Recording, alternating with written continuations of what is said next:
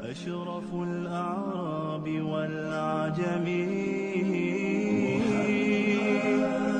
خير من يمشي على قدمه باسط المعروف جامعة صاحب الإحسان والكرم.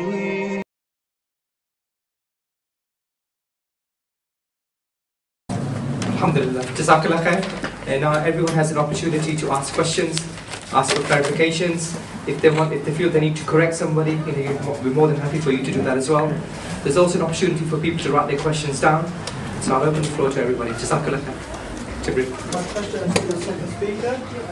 How would you respond to someone who said that the mission of the Nabi Sallallahu Alaihi Wasallam was to clarify the Tawheed of Allah, to make that the emphasis on society?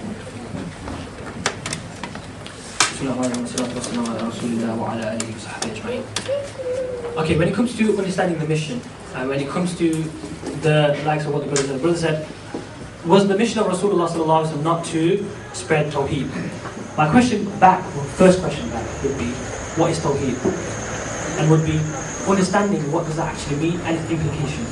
Because we can't pay lip service to Tawheed. So what did Rasulullah sallallahu alaihi wasallam do? Yes, he talked about the oneness of God, and he explained the Shahada. But we can't understand it in the limited way that it's understood. La ilaha illallah Muhammadur Rasulullah doesn't mean just there is no God but Allah. There's no one worthy of worship except Allah. The oneness of Allah means that He is the only one that has the right to rule.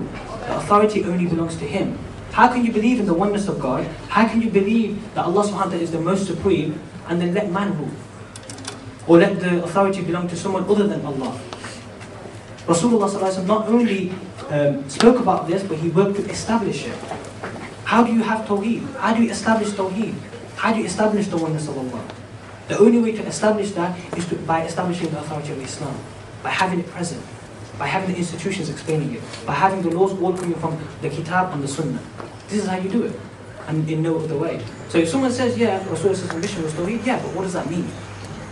That means establishing Tawheed, physically seeing its manifestations, not just speaking of it and not paying lip service to it. I hope that's the question. Okay, Jazakallah. I'll just ask Muhammad Akbar to add to that as well, inshallah. You know, the Prophet ﷺ, when he would go up to the Quraysh and ask them for a word, if you give me a word, I could promise you paradise, I could promise you this, I could promise you this land and conquering this land. The reason why they were apprehensive about giving that word, obviously initially to hear you're going to get all these prizes for just simply making a statement, you're ready to make the statement. But remember, they understood the depth of that statement. And the Shahada, La ilaha illallah, you know the word ilah, if you look at Lisan al-Arab, it's like a dictionary, yeah, the tongue of the Arabs. And it talks about the term ilah. And he gives the example, he gives like an analogy of the baby camel and the mother camel. And he says that the baby camel's ilah is the mother camel. And he always uses the mother camel as a reference point. No matter what happens, if he gets lost, hungry, whatever, it will go to the mother camel for guidance. And this is the example, this is one of the terms that was given to describe or give a definition of the word ilah. There is no reference point except Allah in our lives. And this was a problem obviously for the Quraysh because they liked the fact that their reference point was themselves. And this is why this word has a great reward, because what comes with it is a sacrifice. And this is something we should bear in mind, that when we hold the Shahada, it means that we are prepared for Allah subhanahu wa ta'ala to dictate to us what is right and wrong. And for that Allah will give us a bargain price, which is paradise and success in this life as well. Jazakallah khair.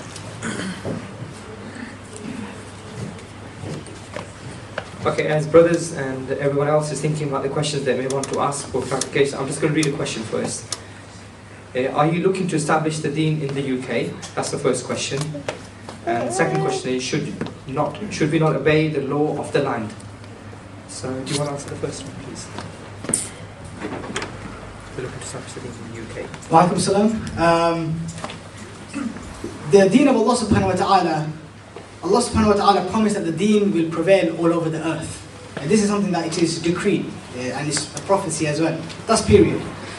The question now whether you are trying to establish Islam as a governing system, this is effectively what we're talking about. You know, a re-establishment of what existed in Medina. This was Brother Zakaria's talk, effectively, the mission. The problem now is, realistically, can it function in the UK or in other Western countries like France, Amsterdam, in America, whatever? The question after assessing the situation would be no. It's because you want to, you know, bring the law of Allah subhanahu wa ta'ala to a land where, number one, the people are warm to it. We find here that actually the attack against Islam and the attack against Sharia and the attack against this understanding of the mission of the Prophet ﷺ is coming from areas like the UK. So it's going to be unrealistic and actually irrational and a flaw upon those who are carrying the da'wah of Islam to attempt to do it here. When we have lands like Syria, places like Egypt, where Jordan, Pakistan, Bangladesh, where the Muslims, they yearn for Islam. And the majority population are Muslim, and they have those inclinations, they have those values, and they have those emotions for Islam. So that the transition is much smoother. It's more of a natural transition, where the people are acceptant of rule from Islam. So you want to be, you know, astute, and you want to be clever, and also follow the example of Prophet ﷺ. You know, he knew that it's not happening in Mecca, need to search elsewhere. Some of the people are willing, are warm to it. And the people, the Ansar of Medina, they were warm to it. They were prepared instantly to accept him as the ruler and accept Sharia as the governing code. So UK, current reality, no. But there are lands around the Muslim world, like the ones I listed earlier, where, you know, the Muslims are warm to it and it's much more reality. Okay, did you, do you want to answer the second one? Should we not obey the law of the land? Yeah, you should obey the law of the land. When it comes to obeying the law, firstly, there's the ayah of Quran which Brother Muhammad recited was, يَا أَيُّهَا الَّذِينَ آمَنُوا أَطِيعُوا اللَّهَ وَأَطِيعُوا الرَّسُولَ وَأُولِي الْأَمْرِ مِنكُمْ. Now, firstly, we need to understand that when it comes to obeying, in the ayah it says أَطِيعُوا اللَّهَ وَأَطِيعُوا الرَّسُولَ. But when it says أُولِي الْأَمْرِ مِنكُم, and those who are in authority amongst you, it doesn't actually use أَطِيعُوا اللَّهَ. It doesn't explain أَطِيعُوا, it just says obey them. Which means that the fact that it's not there and it's not present in the ayah is significant. It's trying to say that, look, you're obeying to those who are in authority amongst you is only by that which Allah and Rasulullah sallallahu alaihi wasallam have revealed. Because it says, obey Allah and the Messenger. So obedience is only to those who implement what Allah subhanahu wa ta'ala has implemented and Rasulullah has established. When it comes to obeying the laws of the land, what we do is we obey all of those laws as Rasulullah has advised us. Yeah, but if it's contradictory to what Islam says, and if it goes against what Islam says, there is no obedience to this obedience of Allah subhanahu wa ta'ala.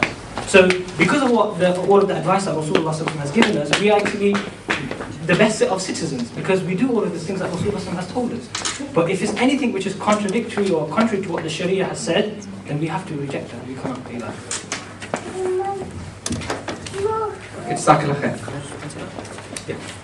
Sorry, there's a lot of questions there, so I'll just take these, inshallah, unless somebody's got their hands raised. Go on, Jibril, you've got your hand raised again. It's just in response to the second question about the answer provided, the first speech that provided, that essentially you're trying to re-establish Islam in Muslim countries. So then, what's our work effectively from here? What do we do from here? Because if the establishment is another place, then surely the default position of our stance should be that we move to that place to work for it. Okay, inshallah, I'll pass that back to you. If you can just answer that quickly, please. There are Muslims who are calling for Sharia and Islam in its totality in those countries as well. So there is ample body, the Muslims are calling for it, it's evident as well. It's not necessary for us to have to now move to those areas where Islam is being called realistically for its implementation. We have an effort and a job here in the West actually to defend the attacks on Islam and to increase that public opinion amongst Muslims in the West. Because if there are Muslims in the West who have the correct understanding of the mission of Prophet ﷺ, and they can teach others that, by us leaving, actually we're leaving a vacuum here for that misconception to grow. So we have a function and a role here as well to make the understanding of Islam in that sense something which is a common understanding also in the West, even though in the effort to establish it may not be here. Okay. Just what the brother was saying, just in terms of our role here and how we can work to support the cause. First, we need to understand that the obligation of having and establishing the authority of Islam is something that's from Quran, and it's a fard. It's actually not obligation. So the point is that we need to have it established. So where do we then look to establish it? Where is the most likely place that we can establish? And the brother explained that. When it comes to our role here and what we can do here, I would say that there's three things that we really need to keep in mind.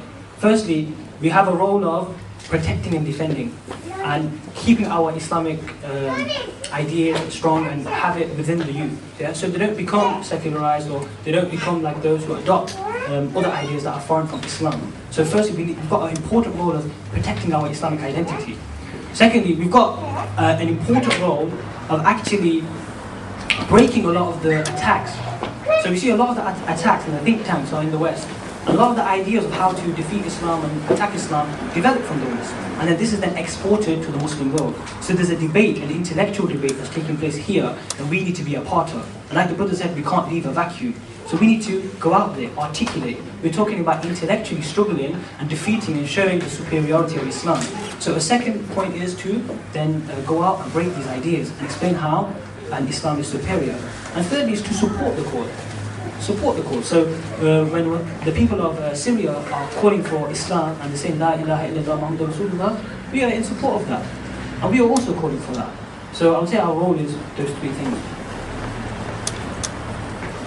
Well, the question firstly, is it unrealistic trying to establish something that is more likely to be elsewhere? What about the verse in the Quran, where it is?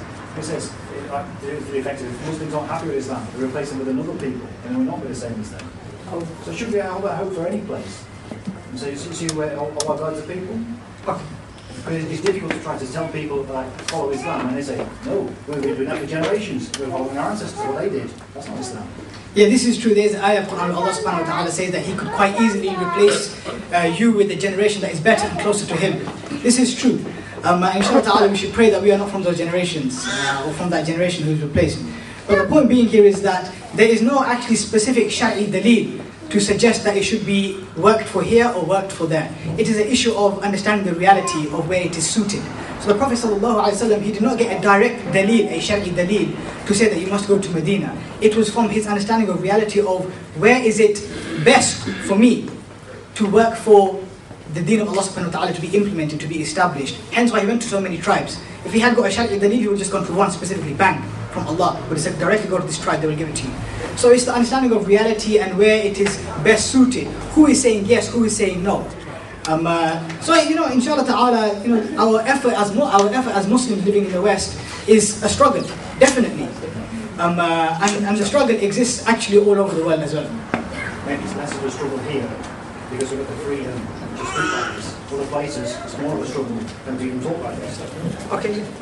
Yeah, that's also definitely true. I mean, here we have the platform, the ability to hold events like this and speak about Islam and our role for the Ummah wide. And this actually marries very nicely with the point you made, how there's a silence and they haven't got the same ability to air or platform their views as well in countries where there's tyranny and oppression. And this is where the concept of ummah comes in. Where the Prophet ﷺ, he says that the ummah is like one body. When one part of the body aches, the rest of the body reacts to sleeplessness and fever. The one who goes to sleep without thinking about the affairs of the ummah, he's not from us. So this is where we have to take on the burden of the ummah if they're not able to express that, which is inshallah ta'ala what we are doing. So if we have the privilege to speak about oppression and difficulties that the ummah is facing, then we have to use that too. Because Allah will account us on how we used what He gave us as a tawfiq as well. Okay, brother, yourself. Jazakallah khair for the brothers coming down today. Just a question really for the youngsters here.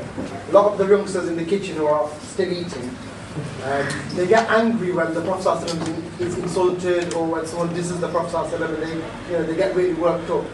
But sometimes they don't realise that their own actions is also a bit of a diss to the Prophet ﷺ.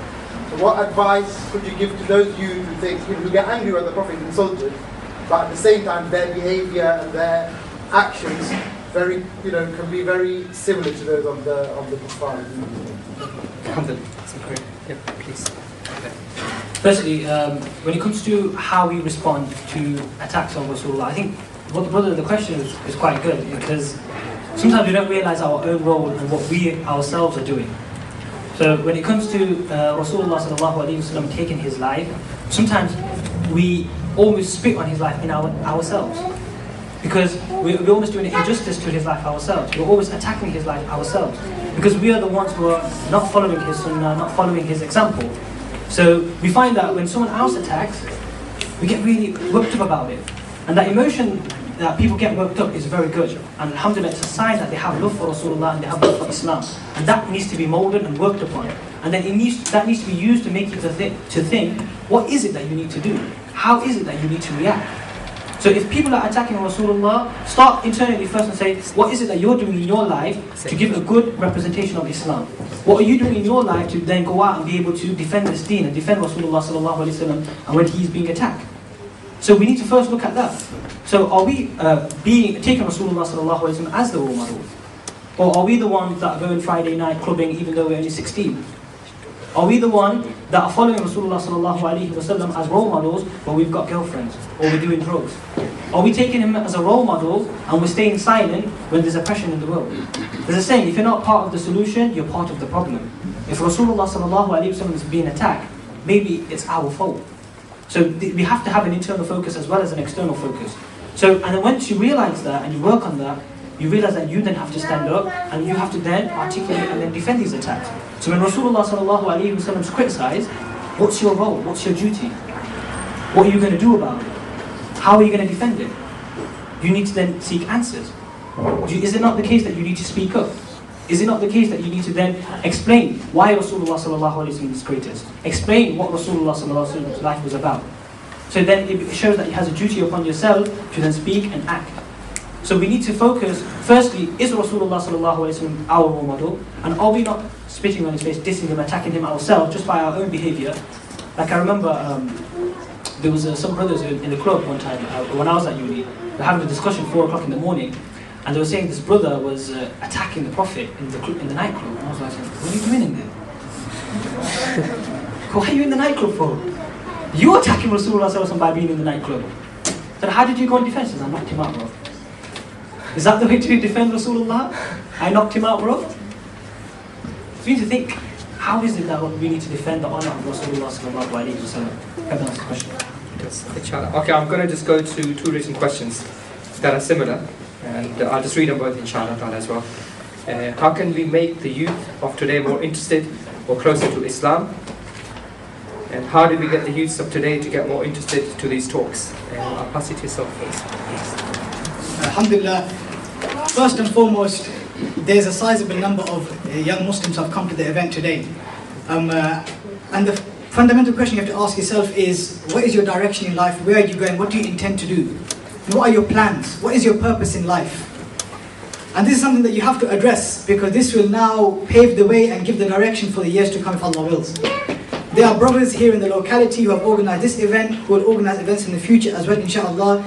You know them, they are friends of friends, they may even be family. You have to be in contact with these brothers and these sisters, respectively. And this is one of the ways you could be more involved in these activities. This is your deen. We are not preaching to you a new deen. We are not trying to convert you. We are not giving you a new religion and trying to make it battle in your mind with something that you already believe in. This is your deen. Allah has blessed you with this deen. You already have it. It's just that something which has been neglected, something that you haven't been given attention to. And it exists, it's around you. There are brothers who can advise you, brothers you can gain knowledge from. And there are activities that you could propagate, that you could be help organize and be involved in as well. So it's there outside your doorstep. The question now is, you have to understand it yourself. You have to make that effort. You know, some brothers may say, I don't have the knowledge. Go gain the knowledge. You have to seek the knowledge. You know, when you have a torn t-shirt, you don't expect to get sewn itself. You go and buy a new top. When you're hungry, you go and eat. You go and do proactive things to solve the problem. So if you identify that there is an issue, an absence of knowledge or love for Islam, then that's something you have to go and cure yourself. That's on your back. You have to go and deal with that. But if you need the help, you have to initiate. You have to express it. Because you can't do it overnight. So with regards to getting more involved and brothers and sisters being more interested in coming to events and talks like this, then it's there at your doorstep. There are brothers and sisters that you can contact. And if there are any shortcomings that you feel you have to get rectified beforehand, then you have to go about doing that. because you have already identified it's a shortcoming. So when you identify a problem, you go about seeking the solution for it. So inshallah ta'ala, I hope that helps. Okay, Zachary, if you can add to that as well. Before I pass you on, pass it to Zachary, just to emphasize the point again, if people want to contribute to the activity that we do, Journey to Islam, and you have ideas, inshallah, let us know. The brothers at the back here as well, just liaise with them. You can ask me or ask the brothers here. Inshallah, similarly with the sisters, there are sisters there. Please discuss, amongst ourselves, what we can do to make our community better. What can we do to make our youth better? What can we do to build our community in Islam, inshallah? And what can we do to get ourselves closer to Allah? Because ultimately, all of us, we want to go to Jannah, inshallah. Jazakallah khair. Just a first point is that when it comes to making the youth more interested in Islam, firstly, the way Islam is explained to us is we take it mostly from our parents, right? And and it's the type of Islam we know is the beating in the masajid, the sticks, you say a word wrong, that's what we remember of Islam. And so we have a negative perception, and we just take it for the sake of it. We don't really think about it. There's many corrupt things and backward things that our parents tell us. Like they tell us, like in Bengalis, what they say is you shouldn't walk over somebody, you won't grow. Or they say you shouldn't whistle at night. All these weird things that they tell you, don't do these things. But we leave them. We leave them because we think about it and we think it doesn't make sense. It doesn't agree with reality. And we drop them because there's a process of thinking that takes place. But when it comes to Islam, there's no process of thinking. We don't even think about it. We just take it for what our mothers have told us. But we need to be like the likes of Salman al-Farsi, who actually searched for the truth and actually contemplated and thought about it. His journey took him 25, 30 years to actually think about Islam and actually come and find Islam. So he's somebody that's actually worked for it. So he's someone that's actually worked to get his Iman. Whereas us, we've just been handed it to us on a plate. And because we haven't thought about it, we haven't reflected upon it, that's why we don't value it. So to get that interest, first we must question it. And we've got brothers here that will answer those questions and help you. Second point is, many of you here are already interested. So Islam's actually interesting to you, otherwise you wouldn't be here. So if you are interested, then act on it, like the brother said. Get involved. You've got here, Journey to Islam, they do events. You've got brothers who do circles. You've got your masajids. You've got so many avenues where you can go out and actually learn about the deen, propagate the deen, and become a better Muslim. Take those opportunities. Why sit there? Why not move? In every other thing in your life you move, but for Islam you don't move. We need to remember that just saying the words of La ilaha illallah isn't going to get us to Jannah. We have to actually act. So if you are interested, then act upon it and gain that knowledge and work with the brothers, and the brothers here will inshallah help you. Jazakallah khair. And plus, if there's anything lacking, in our community, whether it's masajids or if the other organizations or jamaats or groups, they're not doing certain activities that people feel, should be done, then it's responsibility on us as well to push those people to do those things, inshallah. We have many issues, we have many challenges that we face in our communities, in our masajids, in our homes, inshallah, in our youths, right?